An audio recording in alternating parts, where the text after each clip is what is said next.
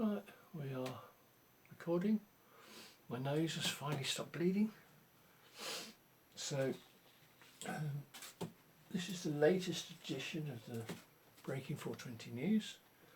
Before I begin, I need to warn you that some people may feel my poems are aimed at them. They're not.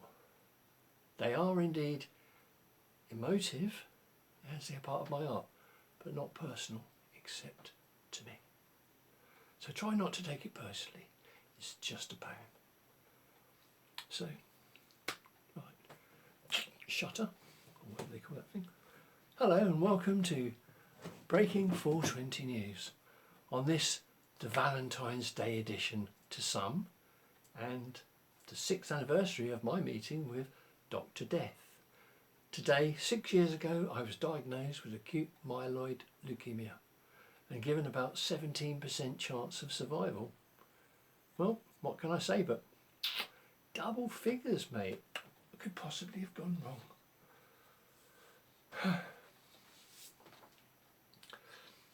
And I am strangely your host. Or is it I am your host strangely? Now it can't be that because I'm a bender scum, not a strangely. Maybe. Anyway, never mind all that. Back to the news and first, a poem. Remember, you have been warned, don't be offended. It's called If the Cap Fits. I can't believe it's 2020 and we haven't got what's required. The right to grow my favourite plant, and I'm getting a little tired. I fought the law for way too long, but I'm still not backing down until it's seen as normal, fields of cannabis in the ground. But big corporations are queuing up to steal away that prize. It begins as a trickle, turns into a flood of lies and lies and lies.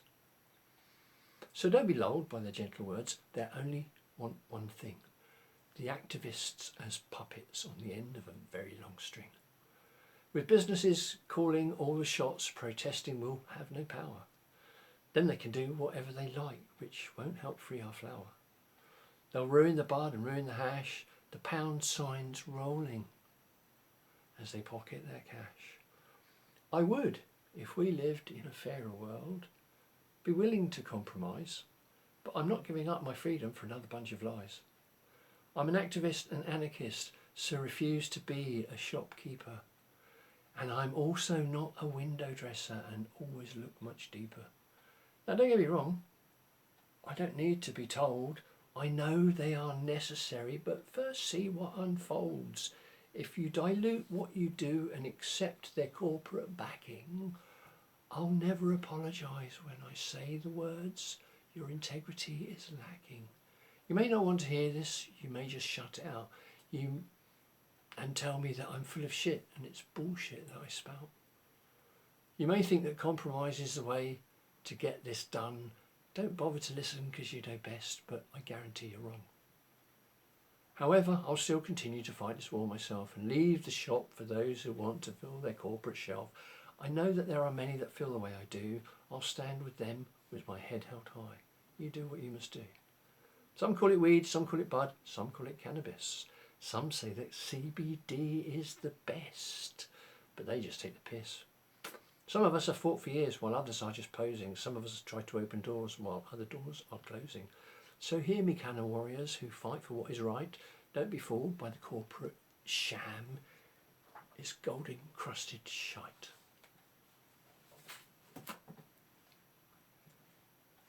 That over.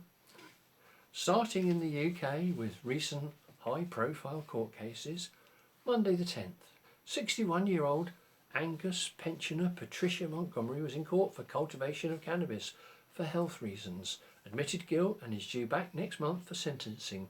We hope many will go along to show solidarity. That's if she so wishes.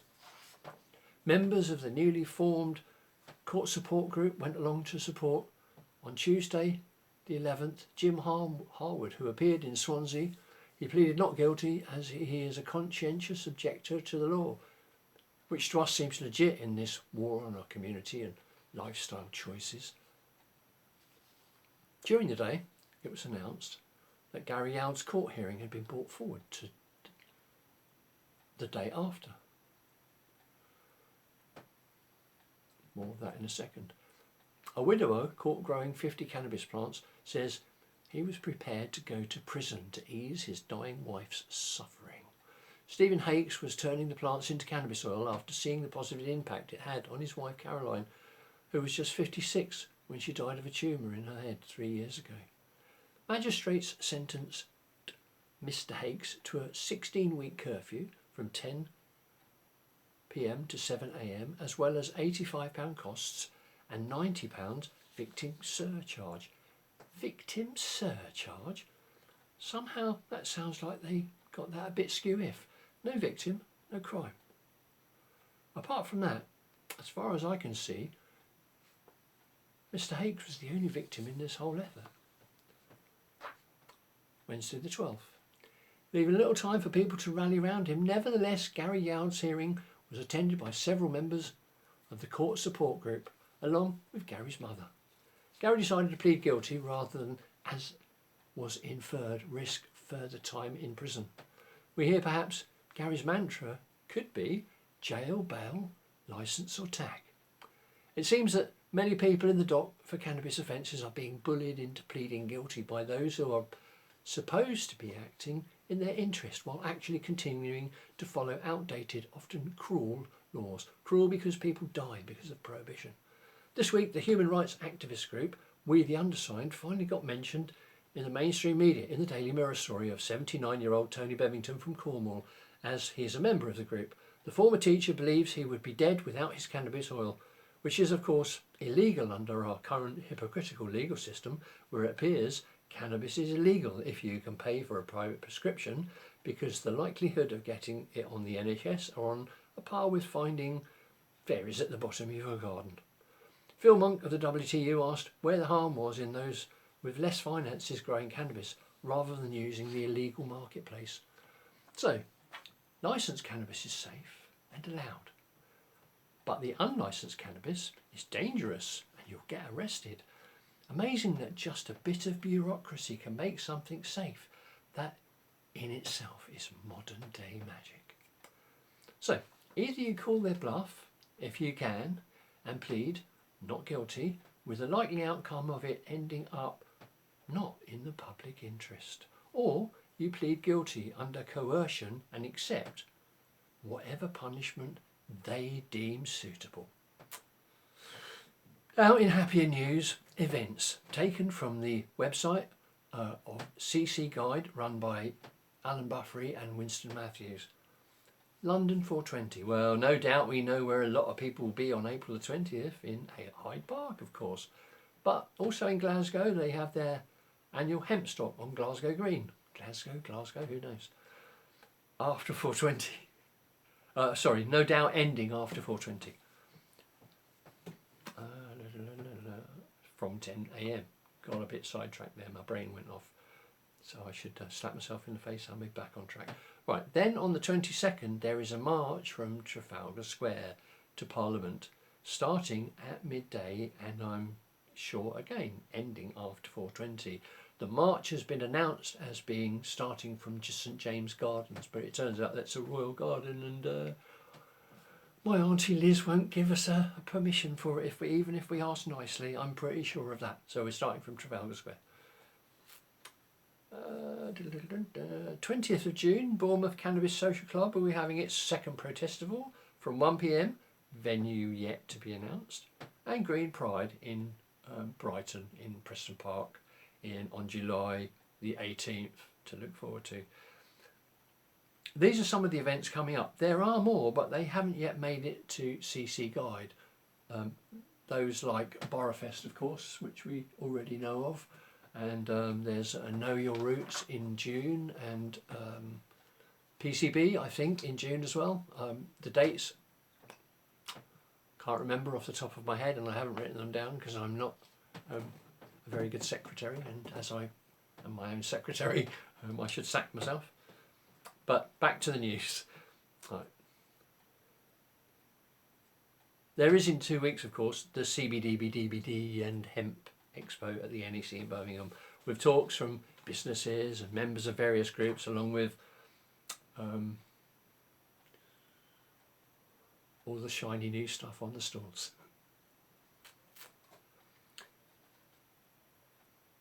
So, here in Britain still, with the hypocrisy in our law comes yet another attack on cannabis in the form of the Food Standards Agency announcing unregistered CBD products will be removed from sale by March 2021.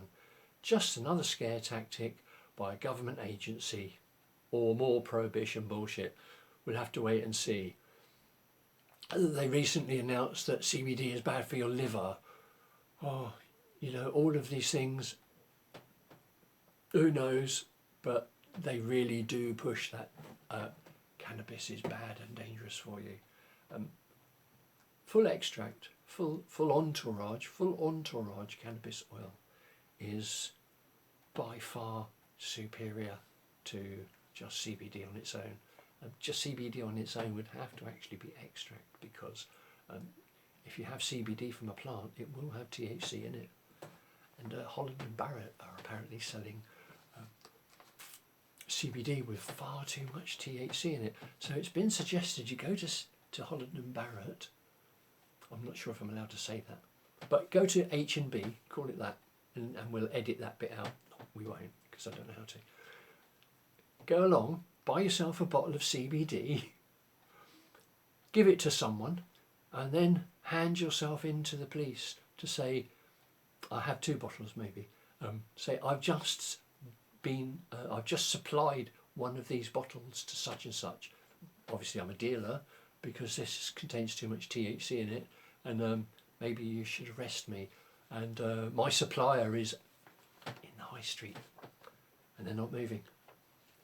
Just a thought. Okay. The Cannabis Trades Association, the self-styled regulators of the UK cannabis trading world, have announced that they will not be sending in registration applications to the Food Standards Agency. Right, now to the wider world in brief. In South Africa, the finance minister has tweeted pictures of cannabis plants on his farm, shared academic papers about the plant's benefits, and posted a video of the late reggae star Peter Tosh singing "Legalise It" on Twitter. Australian health regulators expect the number of medical cannabis prescriptions will climb to at least 70,000 in 2020 at the current rate of growth, but local experts predict the final number could be much higher. Whilst here in the UK, I wouldn't need a suitcase to hold all the non-private prescriptions since November the 1st, 2018, when the government announced their availability for certain conditions. That's almost it for this time, except to say, if you use Twitter, check out Leap UK. They did this brilliant podcast called Stop and Search with Jason Reed. The latest is called Pills, Powders and Smoke, which is the latest book by Anthony Lewenstein, which Jason plugs quite a bit.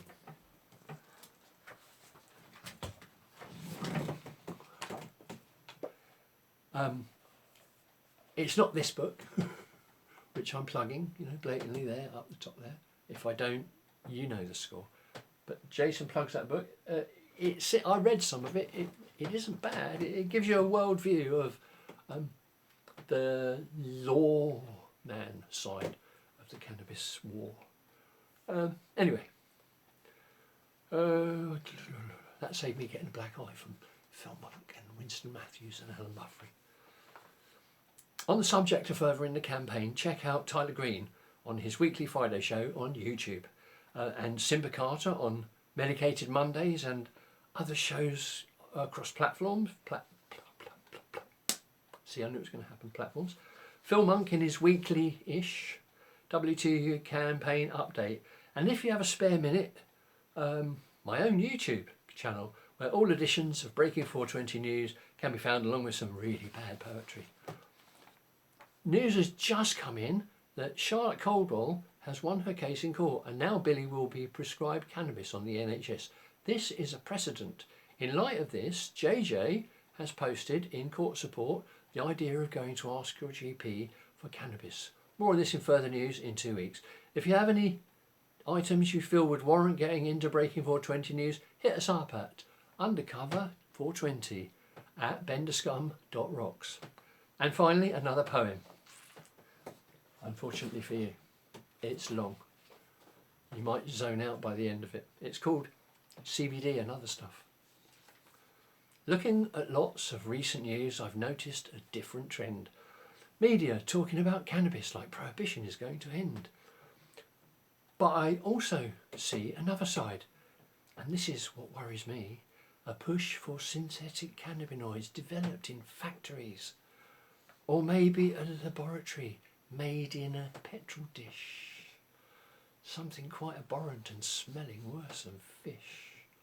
They vilify the THC, the helpful cannabinoid, and every time I hear it, it gets me quite annoyed. I hear this from many vendors of hemp and CBD. Oh, cannabis won't get you high. But that's not the point to me. With THC and the full entourage, the difference is clearly massive. Without it, your endocannabinoid system will only be working on passive. My research tells me that CBD blocks CB2 transmitters. So if you exclude THC, you are merely counterfeiters. I agree that CBD has a place amongst the full entourage, but ignoring the other cannabinoids is herbal sabotage. So kindly stop your rhetoric, it really isn't funny. Or carry on telling your big fat lies and rake in your dirty money. I know not all the vendors are just out to make a buck, but those of you who are doing that, I hope you run out of luck. They'll sell you oil that's only fit to fry a couple of eggs. They're the vendors I'm talking about. They really are the dregs. There are many honest vendors, and some I know quite well. And then there are spivs who would sell their own kids to make their profits swell. So I hope all you honest vendors will listen to what I just said. Don't say, "Oh, weed won't get you high." Put that shit to bed. It was invented by clever spin doctors to keep prohibition in place, then passed to unscrupulous people who would clearly lie to your face. And I know that CBD can be good, and some people sell it with pride. But for those of us with cancer and stuff, it would not even touch the sides. But knowledge is spreading and people are waking. I hope all of you people can soon be partaking. With decriminalised cannabis use available to all, the taxes from sales just wouldn't be small. It could save lots of money for our struggling NHS and bring other revenue in to help all the rest. Billions to help our crumbling economy. Grow your own to help everyone's autonomy. With climate crisis, life as we know is very much in peril. The end of society is looming, and soon everything will be feral. While governments ignore the facts and the truth, even when they are shown indisputable proof, hemp in the fields for food, oil and more, ending the need for another world war. But how do we come to be in such a stew? Don't look at your history books. They lie to you too. The people in charge are a tiny percent, and they are blatantly crooked, twisted and bent. They own all the media and keep governments in their pockets. They act like they are aliens who came here in some rockets. Okay, I realise that's a stretch of the facts, so I'll bid you adieu in my tinfoil hat. Namaste.